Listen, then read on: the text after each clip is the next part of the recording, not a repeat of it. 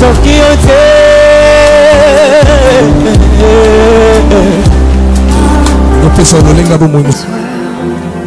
êtes victime de sollicitations.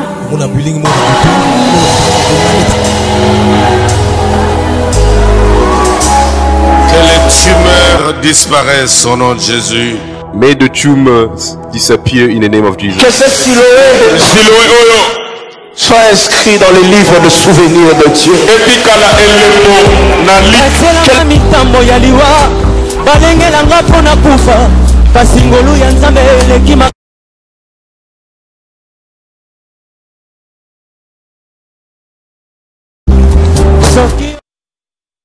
Bienvenue à votre mission bien-aimée, émission de l'église et les pasteurs. Nous sommes venus encore aujourd'hui chez vous. Le numéro est à Sika pour nous partager nos pour ne pas dire dans le monde entier aussi. Puisque on a un grand homme de Dieu comme Deboye Bikaka. Il y a des hommes de Dieu qui défilent sur ce plateau de l'église et les pasteurs pour nous apprendre, pour nous édifier. Ce qu'on appelle ça, c'est la profondeur, la révélation et ensemble. On appelle ça, en tout cas, dans cette émission, nous venons juste pour élever le nom de Jésus à travers ses serviteurs qu'il lui-même a oint, qu'il lui-même a élu, qu'il lui-même a choisi pour l'avancement de son évangile. Encore une fois, shalom et bonjour. Nous sommes là aujourd'hui encore, comme je l'ai dit au début, avec un homme de Dieu, un éminent, homme de Dieu, c'est un prophète que j'ai reçu aujourd'hui. Léo Tokolobela Ozali, l'état de l'église en ces temps de fin. Oui, tout le monde m'a belé, beaucoup de même le RSC là-bas, il y a de Boutumbutu Ezali, dans l'église, il y a Boutumbutu Ezali, tout le confinement, il y a beaucoup de maladies, beaucoup de morts, mais avec un prophète de Dieu, la bouche autorisée, c'est avec qui nous allons parler, tout décortiquer en gros vraiment les lots, est-ce vraiment la fin du monde? Est-ce vraiment comment on a souka? Signe l'équipe à guerre, maladie. Turbulence dans l'église, haine, même les hommes de Dieu commencent à se haïr, au sentir même dans le balabango. Est-ce que c'est ça vraiment le signe de la fin? Alors nous allons recevoir avec vous, nous allons recevoir pour vous, j'allais dire, le prophète Katambai Chimanga, qu'on appelle prophète bâton de feu Kimbangu. Pourquoi il y a un bâton de feu, puisque lui s'appelle Katambai Chimanga. Il est visionnaire de BFK, Ministry, qui se trouve sur l'avenue Bossenge numéro 29 dans la commune de Kimbangu, dans la commune de Kalamu, dans le quartier Kimbangu. Kimbangu, bâton de feu Kimbangu, quartier Kimbangu. Je ne sais pas pourquoi Kimbangu est là, mais il est là vraiment à expliquer pourquoi. Alors je m'en veux le recevoir pour nous et pour dire bonjour prophète. Bonjour maman Sylvie, Dieu vous bénisse. Oui, vous allez bien? Très bien, par la grâce de Dieu, nous avons battu la mission. Vous n'êtes pas facile à retrouver, hein? On a vraiment... Oui, le programme est donné, nous sommes là en Zambie. Quand on a après confinement, il fallait vraiment nous continuer à s'abattre en Zambie. On a un quartier à l'église, on a des prières, on a bâti, on a ciment, on a dit là, il fallait maintenant remonter le plus vite possible, on a un moment où tout ça. Ah non, qui facilité, hein, prophète bâton de feu, qui facilité au début. D'abord, on a vu des hommes de Dieu, évidemment, comment qui est exposé, tout le monde va me pendant le confinement. Donc, ils ont facilité pour l'église, hein, et puis en fait, quand même l'église pendant 5 mois. Ah oui, donc, année 2020, il y a qui a annoncé Marambodélé, on a débit, tout le monde qui a monté, surtout ça qui, malgré tout le Canada éternité, avec tout le Canada éternité, tout le Talisango, Dieu nous avait dit que donc, année 2020, c'est une année très compliquée. Il y aura des rabaissements et des relèvements. Il y a des dimensions dans l'église, partout dans la société. Donc, mais grâce à Dieu, gloire à Dieu aussi, grâce, tous les étapes quand même, Dieu est grand. Alors nous voulons savoir, quand on parle de prophète bâton de feu, prophète Katambai Chimanga, il est qui? Pourquoi bâton de feu de Kimbangu? Ouais, Naza Katambai Chimanga, de Bolobi, bâton de feu. Combat bâton de feu. Kimbangu, surtout Kimbangu. Voilà. Et pourquoi Kimbangu? Pourquoi pas Jésus? Non, vous savez, prophète Kimbangu, je ne suis pas le prophète de l'église kimbanguiste. Donc, je crois Jésus-Christ comme Seigneur et Sauveur de ma vie. C'est mon maître, c'est mon Seigneur. Mais je crois aussi au prophète Kimbangu. Comment c'est un prophète. Comment ça? enfin un prophète de Dieu dans notre pays au Nzambe aselaï na makambo belé donc baza ba parmi ba trouver ba père na katsa musala ya Nzambe donc tokotamana ba tête trop parce que moi je connais que Kimbangu c'est un prophète. C'est un prophète comme moi, comme les autres prophètes, Asaya Nzambe, et Azamoko ya ba grand esprit, moko ya ba sel Nzambo, Asaya Nzambe na mboka, na nation Afrique et nous on respecte Kaye, tu respectes Rapé, Moussa Salaki, Yangoana. Et un jour, c'était en 2002, si je ne me trompe pas, en 2002. On a déjà bandi Moussala Nzambe déjà. Et na banda ki koleka parce que na bandi Moussala Nzambe pena mingi na komi na Bumbu. Na komi na Bumbu, on a pena na koti vraiment na kata Moussala, na outi retraite na zobima. Et puis na retraite na on se souvient qui les prophètes bâtons. Oui, ton abimi na nzela na ezaki na wen batu ba ibi wenzi ya Bumbu so botanga ba ibi wenza muselu. Na vini mukoso na zo matana coin, maman moko a plein wenzi na marché, azui molimo tanga moninga.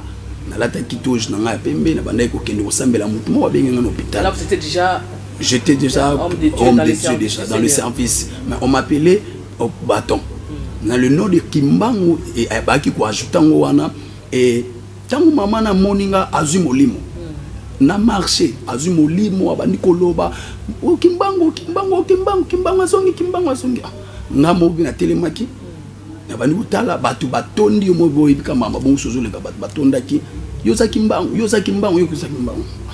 ah il a commencé à prophétiser abandi koloba mambo belé molimo kalmaki na lekaki et à chaque fois siko etanga le bible ra bongo makambongo mozonga zonga mingi les gens commençaient à m'appeler bâton kimbangu siko ngamo na ko se référer na ba ndoto na zako zo atanza mona muke papa mo azako bimelanga mingi azola taliputo mozo na moni azola kisanga nzela kota boye zongisa boye leka boye azako bimelanga mingi na zako mona emena ndako chakatu mo so na mona biso na kimi na ndoto na mona la muke et na banisiko kutangu na koli na baniko yoka histoire kimbangu et na banisiko ko se référer na bandoto na bandai ko mona.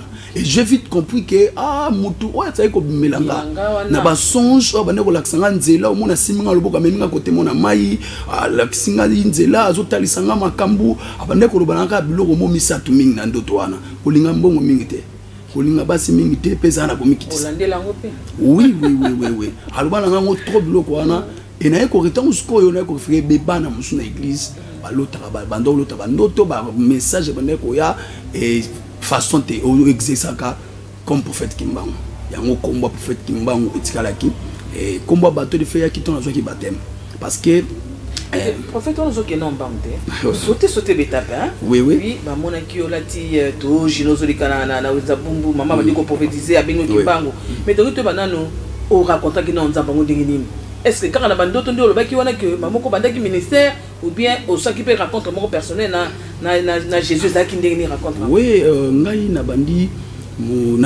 prophétise mais to ko sakola na âge à 8 ans ni na kutana kifumana na Nzambe et na koli mingi na biso de la famille chrétienne maman Viki wa muna on a zo saluer bisika zali kola pambolae ma mère elle était vraiment la première prédicatrice de ma vie. Donc biso na ndako zaki soki bo uti classe bo vandi bo tangi bo pemi muke bo tangi bakaye moi ba pesi bino ba bible bo ke kodimite balali donc bo manke me ngolia bo lia te so ke kodimite to kola ki na kati ya vie de prière maman ngazaki chanter na kana na nzema malam biso ba na nzema malam na kona tangi na koli mana na nzema malamu papa di na bala c'est grand-père na zapena mona nzema malam na ngingiri de na vini yolo bato ba ngingiri de sekala na nzema ne kola malaika kola malaika eza koral na biso nzema malam na bimi penza wana na koli wana na yambi Yesu wana na bandit mamusala et j'étais aussi chanteur na ndo imba na koral malaika na zo pesa mbote na bakaba kadre na biso ya tango wana ser mai ando sa na veni kenge na ngenge na pesa na mbote mama bando azebele bande kuzaki na bango non yamba pe koral wana malaika na zapena misomo ko de koral OK donc ça ma courant na biso ma place biso ma to yekoli bonzambe na nzema malamu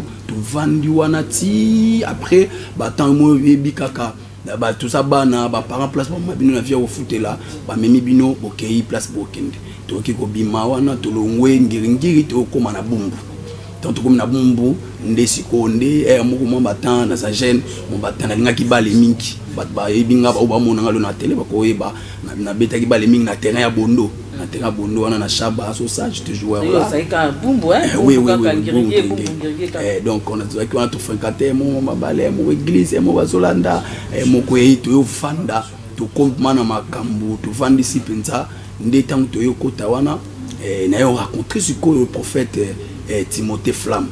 Prophète Timothée Flamme aza na kulongongo na nzila na yende to kota ki to fanda ki to ekola ki mama mbo ebele makasi aye to yo bozwa baptême kala bazako benga nga donatien tombo benga donatien na kombo na donatien aza ki oncle na biso oncle nga selon histoire ya ba maman ndenge ya talisa ki biso oncle wana parce que na fait maman ya ba réalité za belé ba réalité mamulili oncle wana donatien za ki o mela masanga makasi et tant on a commis na ba âge moko ya ba 12 ans ba 13 ans ba vie wana puis comme mingi moi on est donc prophétie à l'âge de 8 ans. Oui, déjà donc est-ce que mec ça qui prophétie qui t'a dit que c'était une prophétie à l'âge de 8 ans parce que à l'âge de 8 ans comme ça c'est vraiment bien hein, parce que les gens mais ba twanda go memayo bazo memanga to ke moi puis nous pesa bisa ko na ba retraite ça na pas si maman Kamba mbote maman Kamba nda we ba makambo maman Kamba maman ya Amina nga pe pasteur JC na pesa bango mbote na bumbu donc na retraite ba maman na ta go beta ba mbunda mona molimo nzamba ndolo ba na ba retraite ko la zo ba na part na nga mo makambo zo bangana zo lo bakana yibika na lo ba makambo c'était des choses bon ba ne comprendre que ezaki ba réalité nzamba ndo talisa et à ce temps-là donc ezaki bongo ndeton na yo soit baptême na église mepem et pas notre père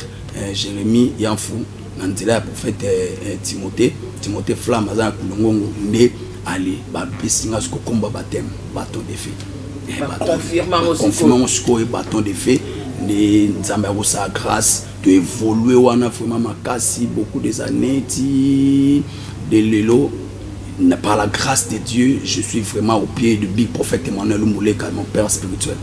Donc c'est lui qui est votre père spirituel. Oui, c'est pasteur Timothée maintenant c'est qu'est-ce que ça fait que changer bon?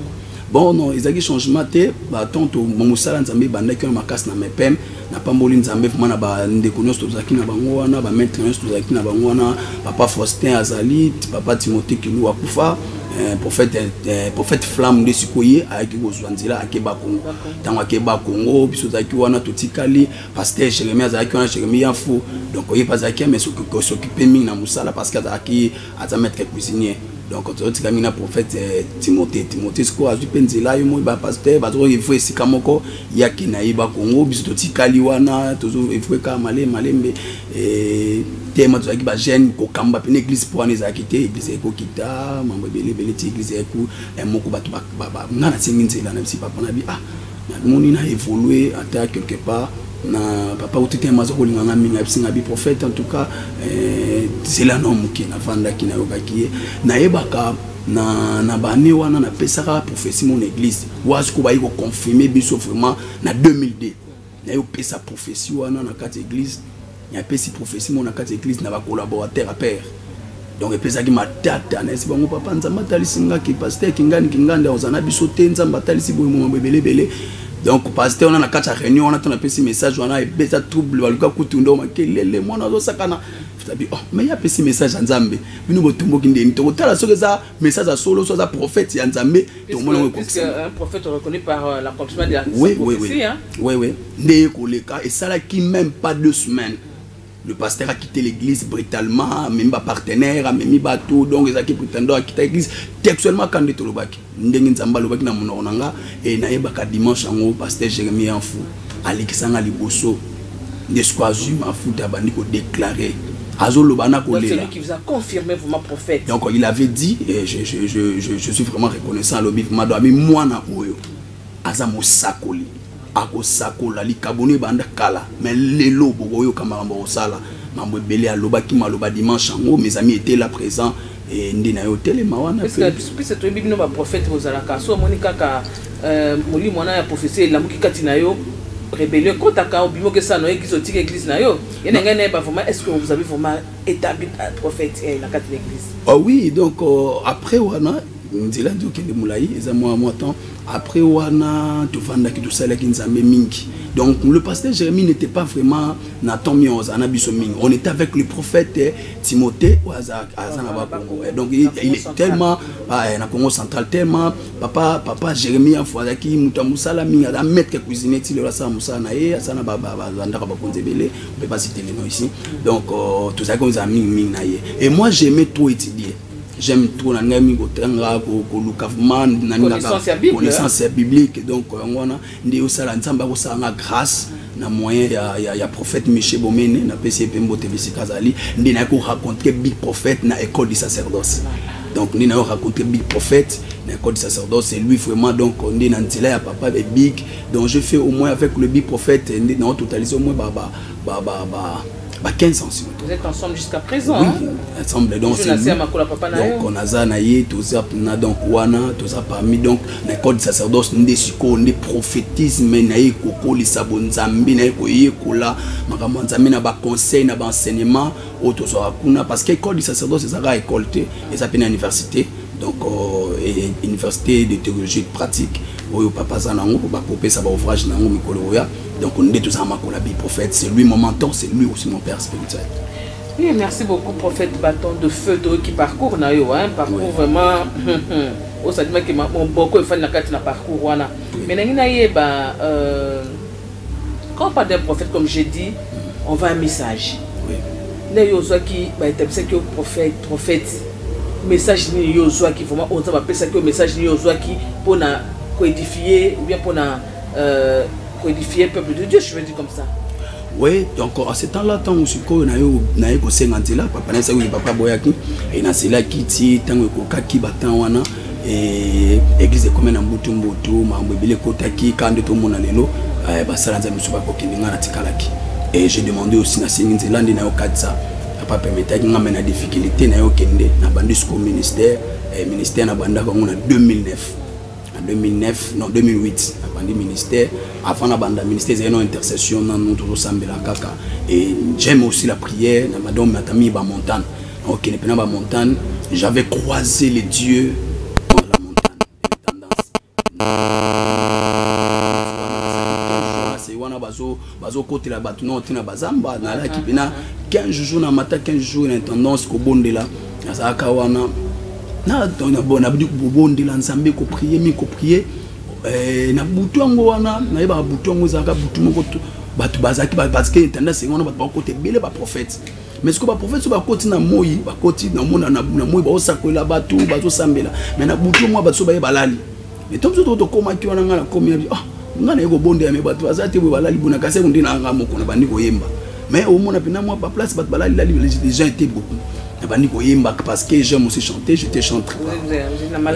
Ouais, Nabandiko Yemba, Nabandiko Yemba, ton Yemba Mingi, et groupe Abatuma, c'est un musica prophète Moko, que son nom réponse appelle le prophète Corne lui, à Koufatika Bisso, Nzamba Batia Moli Mounae, Ayoki.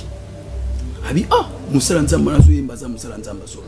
Aye na bana ne ba ki retraite ba poussa pembe na ngai. Oh non, Moussa Nzamba photo théâtre prier ensemble ngabi. OK, pour me tete bani ko prier, to bani ko prier. Na ça la 15 jours ndina yaki. Deuxième jour à Montagne.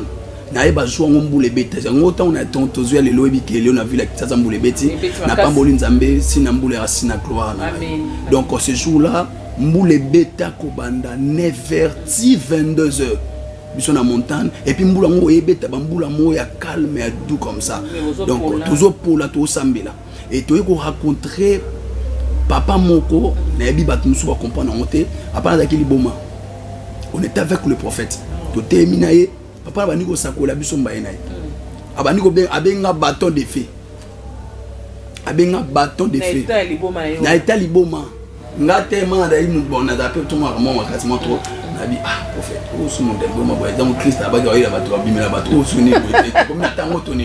Habité, prophète to ekai, abani kolo.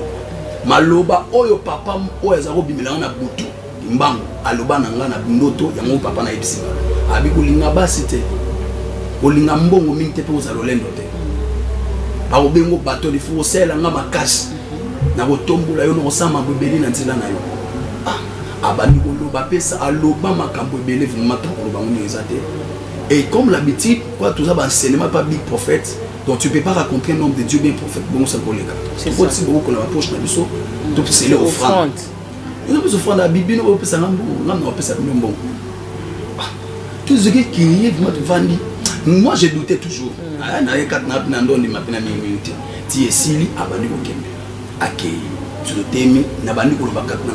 Si c'est toi qui m'as visité, c'est papa va retourner ici. Azungi Abisinga. Message autant moi, nous avons un message de repentance. Matthieu chapitre 24.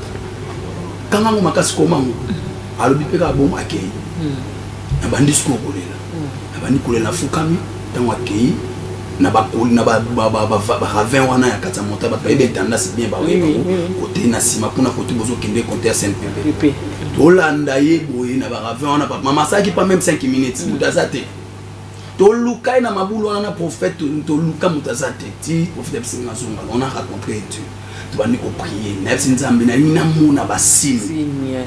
Tant na tomo abona ni ko. Ça c'est une grâce hein prophète. Na moni lola e fongwa mina dimension more possible.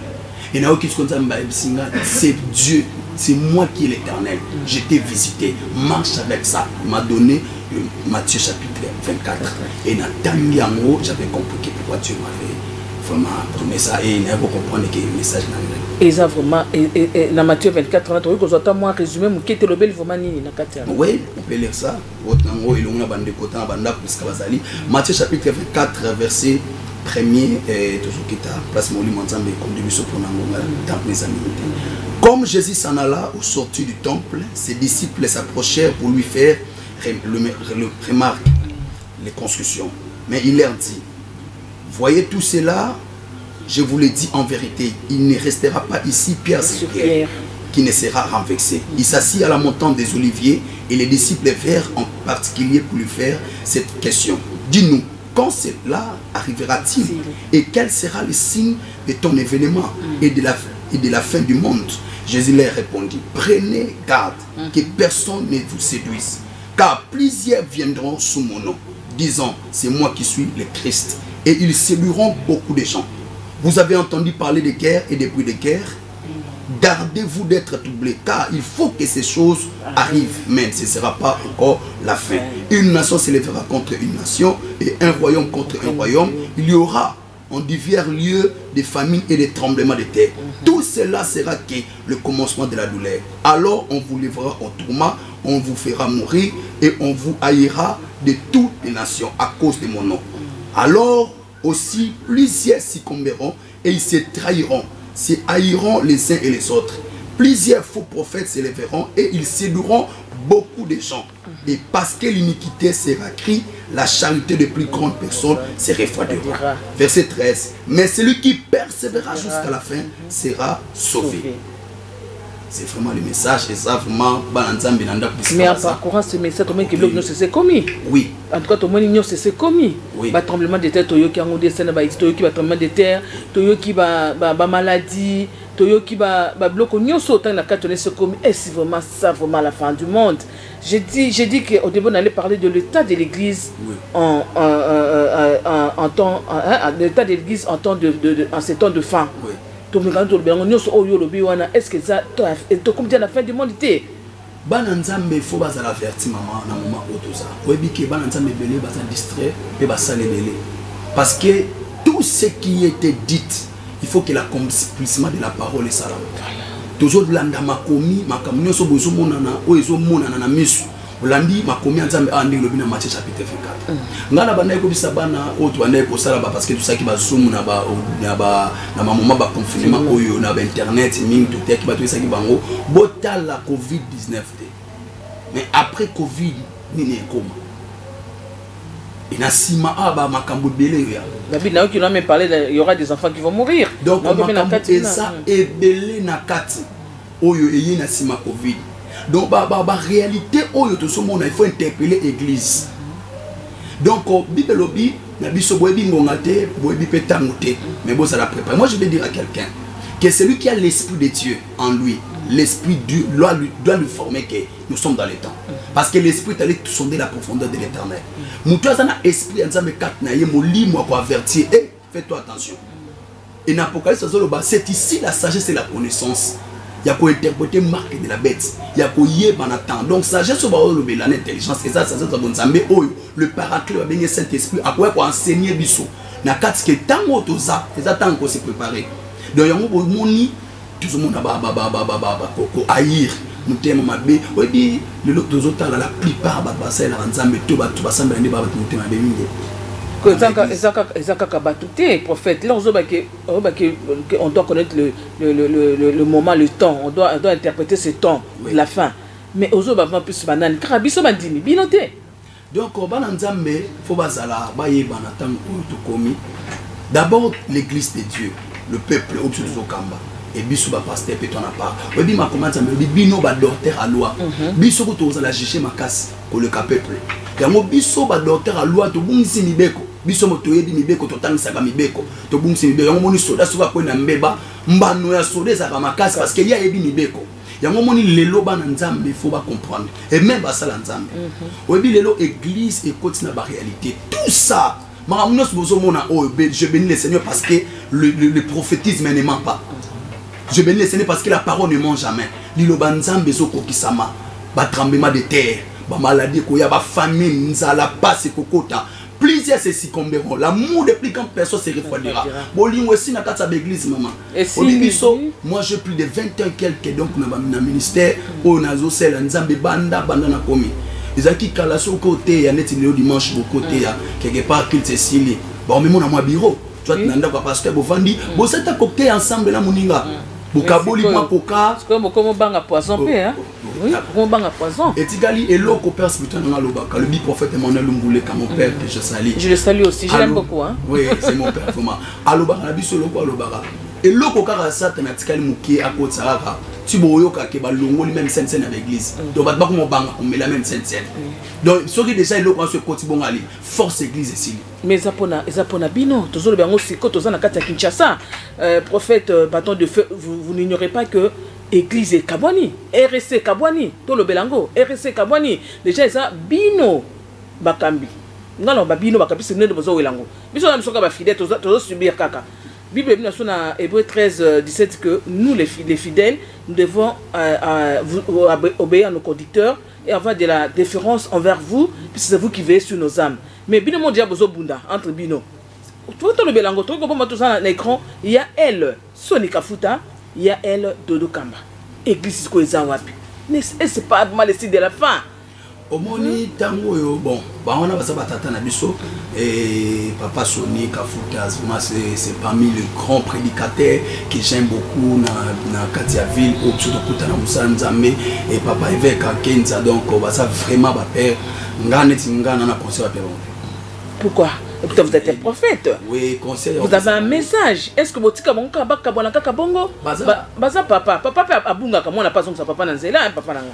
Bon, on n'a pas wana baza banikolo ba ebilo ko sala et batu baza pemena na bangonde ba soutenir bango batika baza ba parti prêté. Batu baza ba conseil baza pemena na bango ba soutenir bango ba pesa ba conseil à solo parce que derrière ça les andé église nous toujours côté. Et comme il y a justice hein. Oui, donc comme il y a justice, or tu dis que c'est l'invisible qui commande le visible. L'autre comme c'est le spirituel qui commande même les chairs. Mais l'autre comme bisosko pour comme kamba biso milimo. To komi wapi. To komi wapi. Pourquoi maman Sylvie? On dit pourquoi ma ramène ce premier parce que on a changé les sacerdoces. Il faut que les sacrificateurs aient le beaucoup na chalikola roi et non roi le beaucoup na chalikola sacrificateur. On a détruit les sacerdoces. Parce que et la cause c'est quoi? Tout quand des causes on a tout parce que on vous doit du respect. Vous comprenez? Vous êtes nos pères. Vous avez sur âme na biso nous encore verser wana. Mais c'est déjà bien mon problème que ça surtout zéro que ça sacré. Ça veut dire que ça est bon maman. Mais le bimi sont di banda. C'est qui est sacré comme il banda. Alors danger ça te fait même pour l'église à lobby. Et l'église est continue na kati ya crit moko.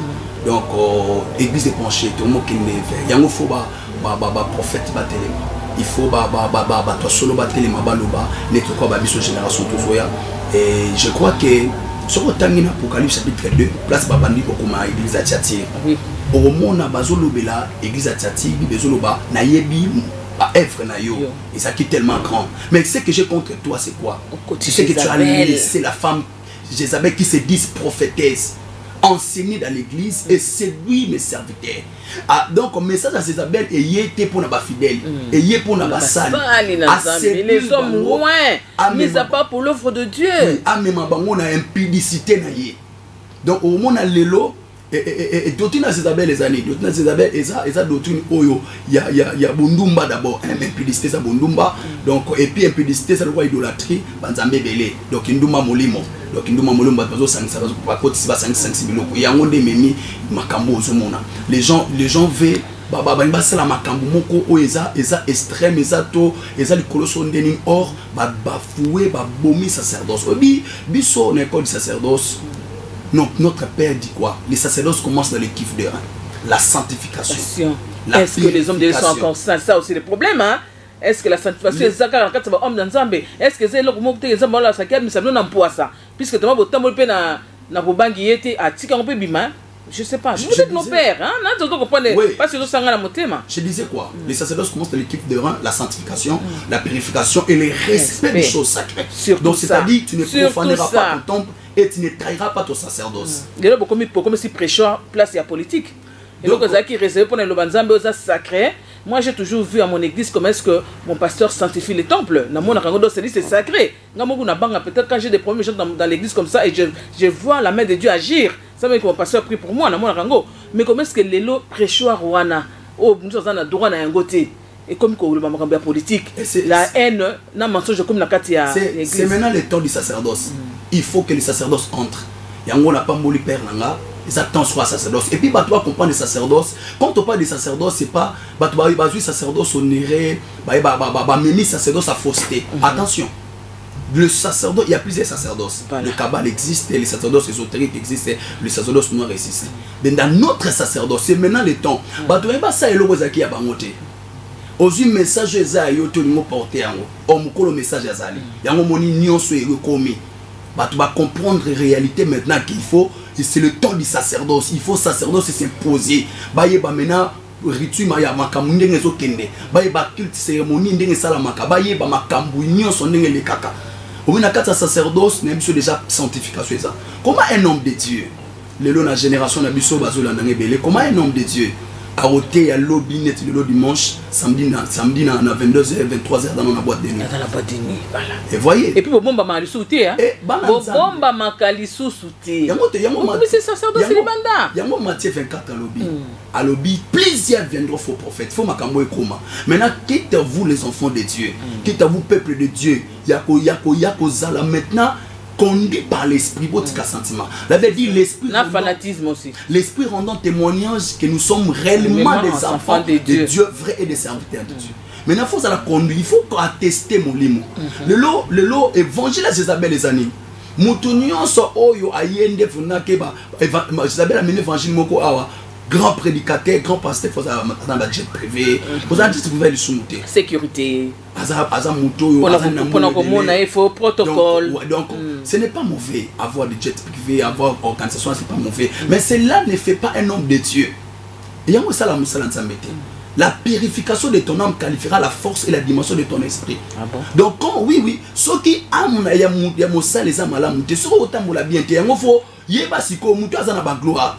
Mutu osama mno sona, aza conduit par esprit nini. Esprit les autres mbusaye. Yango ba nzambe c'est ton autotika sentiment. Tout na nzambe. Molimo ezo sala kata mutu. Azo sakola, azo exercer, c'est quel esprit? Yango temps auto sali yango wana. Et puis basali ba yeba. Tout le monde ba tous les lots. Tu vas continuer à faire sacerdoce, tu vas consacrer. Papa, oui, maman, s'il vous plaît, excusez. Oui, pour moi, comme prêtre dans catholique, il faut combien de temps? C'est ça. Le binotel? On l'a lu au loti comme prophète. On l'a lu au loti au fond de l'église. Parce que papa m'a dit mon nom était au bimo que ton église là. Peut-être qu'on peut ça ba bino sur l'anda biso. Parce que il y a ebelé abatu babo ibakamba bango. Ebelé abatu quand tout le monde est singa le loti le lona makola bi prophète. Je suis étudiant à l'école du sacerdoce. Parmi les étudiants à l'école du sacerdoce, dont on reçoit diplôme calamité, dont on a ça parmi, je fais au moins 15 ans dans ma colabi prophète, dans l'enseignement autour de l'art de maître, chef spirituel, donc tout ça, l'enseignement est belé à l'école du sacerdoce. Le lot, ma bézanini, mutu o déjà mon prophète jeune kolanga akamba batu déjà azana 2000 personnes 3000 5000 personnes orgueil pécoté hein voilà c'est ça père spirituel n'est parfois en église à 50 membres oh okendeni yango moni lelo batu ba koti bisiko fallait pas bakota batu ba yena musanza na omona muto sa musanza mais ana esprit no ya mokili et il y a des gens au monde lelo homme de Dieu mais ana fermissement affermissement va na 4 mais peuple de Dieu faut pas comprendre le mot kolanda ka malobate il faut tout na nzambe mais bino bona na banda tout na nzambe c'est réellement musala nzambe zo ekane mission nzamba yebie to atambola na nzambe bako peso prophétie yango moni lelo à cause de sacerdoce il y a le sacerdoce il y a le mysticisme il y a le surnaturel bah comment kende vous avez même bah disciple bah prêtre vous avez disciple bah imam parce que bah le sacerdoce attention notre sacerdoce est christocentrique c'est-à-dire quoi c'est le Christ qui est au centre. Donc si le sacerdoce n'est pas christocentrique donc ce n'est pas le sacerdoce c'est quoi ça va pratique à ma bête sacerdoce ekoki lelo to yambara batu neti na yambara batu belé au mona papa na kende ki place mo boy bazo pakulanga ou il soki na ba partie intime na est-ce que ça n'existe pas maman est-ce que ça tout le monde dans la Bible ça la caté au final babi que non il y a personne qui m'a dit que la Bible dit que le maître l'élève fera plus que les disciples fera plus que son maître. Comme le niveau on a donc déjà ça bon terminé on ça plus que nenga le baki. Mais faut faire attention, non c'est ça sacerdoce mais ça sacerdoce nim. Faut on a sacerdoce. Le sacerdoce est inspiré par le Saint-Esprit. C'est le qui est notre sacerdoce est christocentrique. C'est même le Saint-Esprit dans Yozolo Bana et on peut ça qui va nous soit que peut tangate. Quand c'est dit que non j'ai déjà la révélation en moi, j'ai le Saint-Esprit qui opère en moi dans quelque chose qu'autant pourquoi. Et on ne peut pas pour m'appeler église. L'église est bâtie par les enseignements des apôtres et des prophètes. Voilà. Biloko oba tomoni yango na kati ya Bible était total na vie ba apôtre. Total na parcours na bango, total na vie ba prophète et puis centre et alliance sur Christ. Biloko soto raté comme on a kati ba apôtre, total à Christ c'est notre modèle.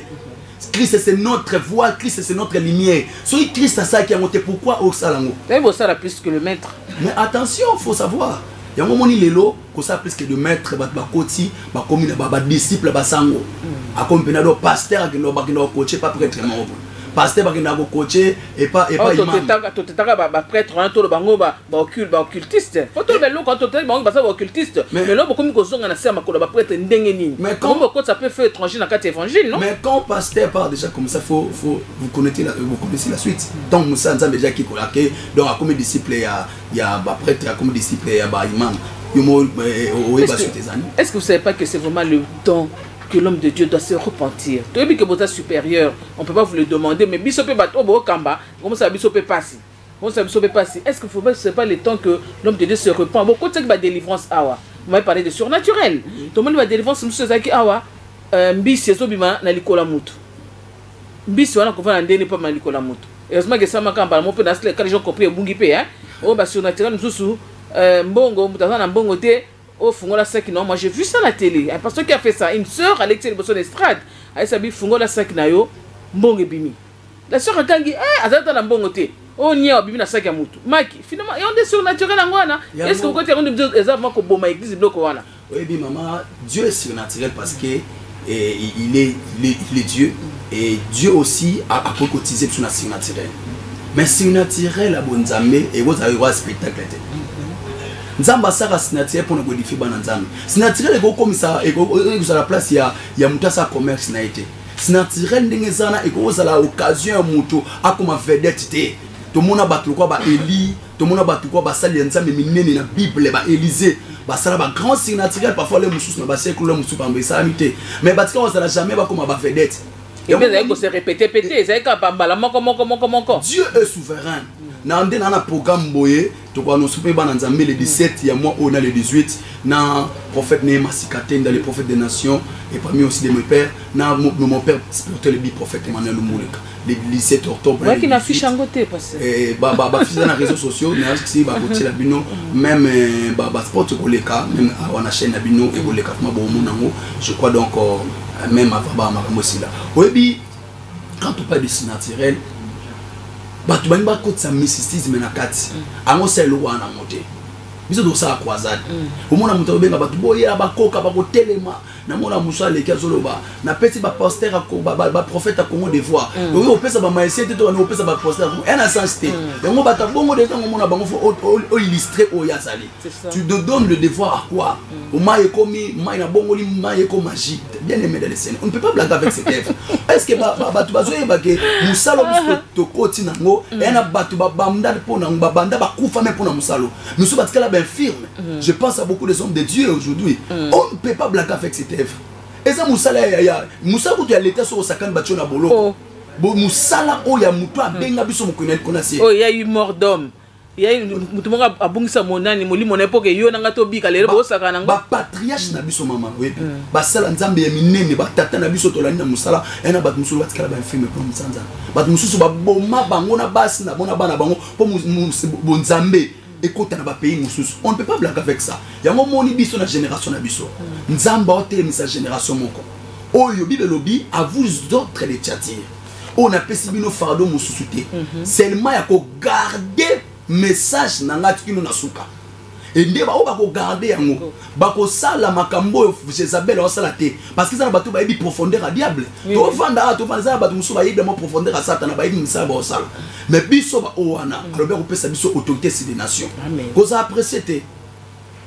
te inviter mo sala nzambe plein ça na ngolo côté so pe mutu mutalibo ba surtout ya moi je sois longo bilamba trina ba ça pe plein ba to ba sala ba jina ba ba kati ba stade de matière to na vite à renaissance do to ba plein ngolo ba ngolo côté kemo comment ki makane loko te prophète Katamba Chimanga bâton de feu Kimbangu les temps la télé c'est les temps toujours comme derrière les temps to comme vraiment na suka comme nga quand même obeta biso lisolo ya oh le 17 na le 18 on les a vraiment ni nos personnes pas clairement et ça deuxième édition il y a grande croisade des miracles et des guérisons oyo tobanda ki yango en tout cas biso na confinement tobanda ko lukanzambe na kata confinement na banda ko kotsa bana nzambe mingi on benga bona ba téléphone en tout cas maman la muka maman sambela tono sa ba prière moko donc na banda ko nazo telemisa bango nazaki matika ki bana nzambe mingi te nazaki na bango malgré moi ba crédit zaki mingi penati tobanda ko lamsa ba peuple de bazaki pemi na biso et na moment wana nzambe ya bisaki na to telema ki tobanda ba prière mo ya 4 heures. Tout ça va prier à chaque 4 heures. Il n'a pas moli vraiment. Je salue vraiment en passant et je bénis notre bourgmestre Papa J.C. Kadima. Merci vraiment pour notre appui, pour notre autorisation. Grâce na bango, grâce na ye, notre bourgmestre, nous tous ça va prier à 4 heures. Maman ba image ezali batu ba ebi ba commune kala mo batu ebi quartier kimbangu dessus tout kolone ezali makasi mais nazo kama 4h du matin 4h du matin maman na croisade de la première édition bana kuna ba na bachette yango ezape moko ya ko lancer appel na gouvernement ba e ba ke église pe ko aider gouvernement amen surtout une évangélisation pe na côté le banzambe ba pasteur habité soki lelo ni ko na santa pasteur prophète batona peut-être zaka yo kana so bakadino ba sala nzambe la pesa no confiance boy ono ko la no mbongo otiki musala o senga comme ko wela mbo comme ko kabona ko bunda ko inana côté abiso sous haine tango biso to sali yango to senga même pas le boko na gouvernement kaka na mukete et puis to utaki confinement to louer ba instrument donc to louer instrument to louer ba podium to sali nyonso ba location na ba mukie o nzamba pesi biso na bana nzambe to sali ka bantitsani bongo to sali musala nzambe mageza ki quoi que donc on a fait ça parce que c'était l'appel nzamba temisa kinga alobi telema musani na ba 4 heures wana to ba ni prier à 4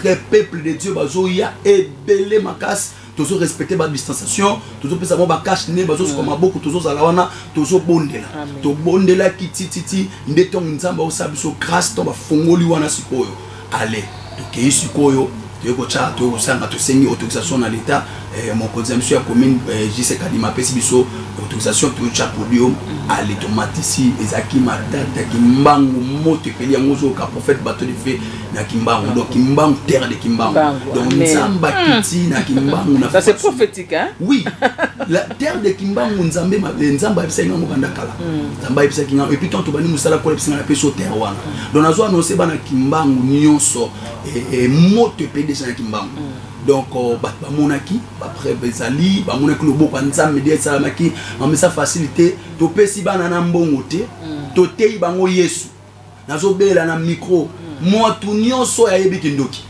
o azandumba amelaka masanga asaka kotela bato na banda kwa kata bato kuluna leka liboso nzamba zana poso tika mosano ya Yesu mama ba vidéo zali ba photo zali bana ba yeli franchement to kitama na église total la paix deuxième église za wana roya to sang le 17 hein, le 17 oyo à partir de 14h le 17 na le 18 samedi le 17 dimanche le 18 à partir de 14h kaka sur 7e mairie entre Bosingi na Nzombo tuzawana moto kopela sumakasi na ba prophète Mibale mon père le prophète Emmanuel Lumboleka na prophète Neema Sikakenda Jacques le prophète des nations donc na bengsi bana die vivant nyonso bozana funa bozali na yolo bozana na makala bumbu boza pembe na biso wana ya kauka c'est le mbau makala ngingiri kita wana le 17 à partir il y a déjà il y a 14h na avenue entre Bosenge Nantsumbo na 7e rue bana nyonso fait de l'éternel na bandal kuna boza pembe na biso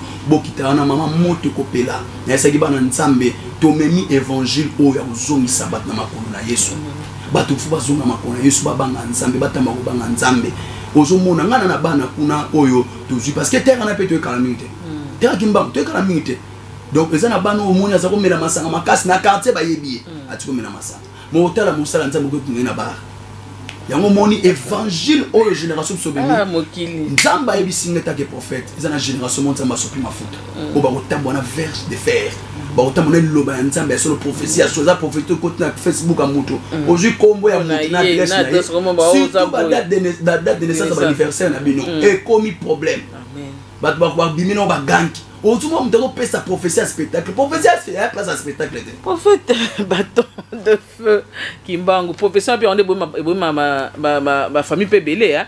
Mais je crois prochainement to kolobela parce que nous sommes comme Vanasuka. Oui, émission. Oui, allez-y. Oui, prophétisme c'est le prophétisme c'est une petite vie. Tant on peut ça beaucoup prophétie, quand on peut ces sentiments na yote. Ainsi dit l'Éternel, baba ngate. O banzamba yebisinga to beta beton.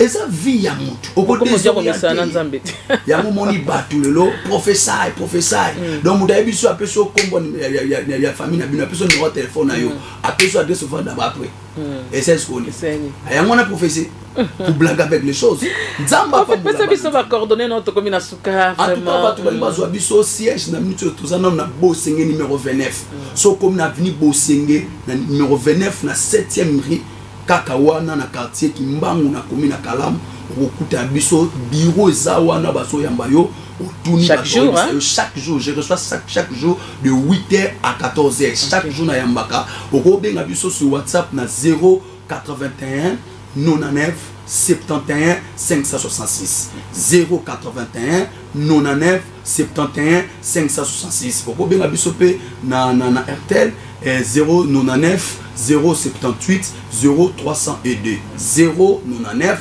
078 0302 pour na kokuta na biso na facile na Facebook okobeta bâton Kimbangu omoni biso ta profil officiel tu za ngobe biso pesa raté muta gérer biso moto za wana to za wana mais le 17 le 18 ozanga te na 14h ya mois au kaka pour la pambola bino.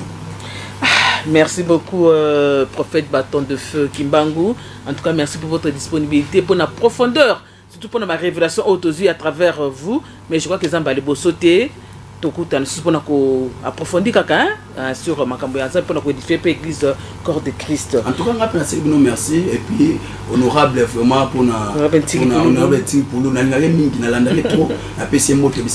sans oublier ma femme, mon épouse Rama Mayasi, bébé Yves Dorana, Tantine Véro et na coordonnateur nanga et na frère Laure au WhatsApp chargé à Pamda BG frère Laure Makela kola pambola bango tambona biso nzamba pambola BFK ministre Mobimba.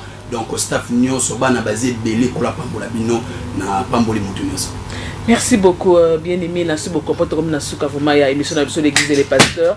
Oui, c'est vrai, nous avons reçu aujourd'hui pour vous les prophètes bâtons de feu Kimbangu, Ouazali, visionnaire et église BFK, c'est ça? Oui. BFK Ministry, Ouazali Feu Miracle, église de Feu de Miracle, c'est ça, dans le 29, dans le quartier Kimbangu 2, dans la commune et à Kalamu.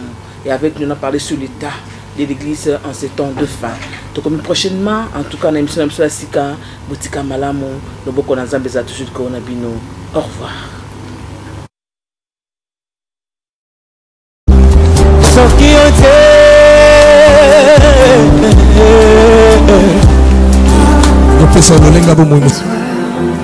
Vous êtes victime de sollicitations. Que